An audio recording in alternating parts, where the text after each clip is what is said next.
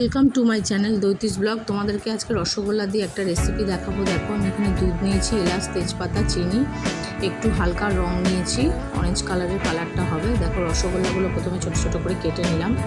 তারপরে গ্যাসে দুধটা বসিয়ে দিলাম। দুধটা একটু ভালো করে জাল দিতে হবে, কারণ ভালো করে জাল না দিলে এই রেসিপিটা তৈরি হবে না। তার মধ্যে এলাচ দিয়ে দিলাম, তেজপাতাগুলো দিয়ে দেবো। তেজপাতাগুলো আমি সবসময় একটু ছিঁড়ে দিই, তাহলে ফ্লেভারটা খুবই ভালো আসে।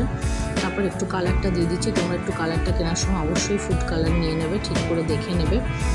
এই কালারটা দিয়ে ভালো করে দুধটাকে নাড়াচাড়া করে নেড়ে নেবে। তারপরে যখন একটু ফুটে আসবে, যখন একটু দেখবে এরকম ফুটে উঠলে আসছে দুধটা, তখন চিনিটা দিয়ে দেবে। চিনিটা দিলে দুধটা থেকে আর একটু জল বেরোবে, তাই ভালো করে দুধটা জাল দিতে থাকবে।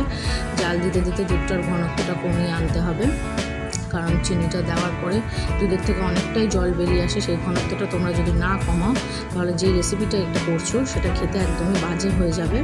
আমি সবসময় দুধের মধ্যে একটুখানি নুন দিয়ে দিই, এটা আমার ঠাকুমা বলতো। এই জন্য আমি 1 চিমটি লবণ দিলাম। তোমাদের দেখাতে ভুলে গেছিলাম, একটু গোলাপ জল দিয়ে দেবে। গোলাপ জল দিয়ে দুধটা আবার ভালো করে ফুটিয়ে নেবে। ফুটিয়ে নেওয়ার পর এবার আমি রসগোল্লাগুলো যেগুলো কেটে রেখেছিলাম, সেই রসগোল্লাগুলো দিয়ে দিলাম। এবার রসগোল্লা দিয়ে ভালো করে গ্যাসটা আস্তে করে দেবে একটু, কারণ বেশি ফুটে গেলে রসগোল্লাগুলো খেতে একদমই ভালো লাগবে না। ফুটে নেওয়ার পরে তারপরে গ্যাসটা আস্তে করে দিয়ে একটু ঢাকা দিয়ে দেবে। দেখো, তোমাদের তৈরি রসগোল্লা দিয়ে। এটা স্পঞ্জ রসগোল্লা ছিল, একটু শক্ত ছিল, তাই আমি এই রেসিপিটা ট্রাই করলাম। কিন্তু রসগোল্লাটা খুবই নরম হয়ে গেছে, রসমালাই করে ফেললাম।